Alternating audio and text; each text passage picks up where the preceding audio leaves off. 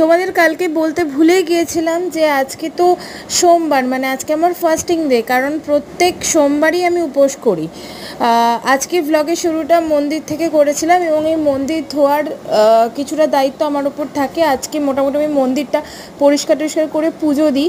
এবং কি হয়েছে, সারা সকাল থেকে না খেয়ে প্রচণ্ড শরীর খারাপ। এই যে কি শরীর খারাপ আজকে লেগেছে, এবছরে আমার কোনোদিন এরকম শরীর খারাপ লাগেনি। প্রথম যে মিলটা নিয়েছিলাম সেটা হচ্ছে আখের রস, সেটাও নিয়েছিলাম দুপুরবেলা, তখন 2টো বাজে।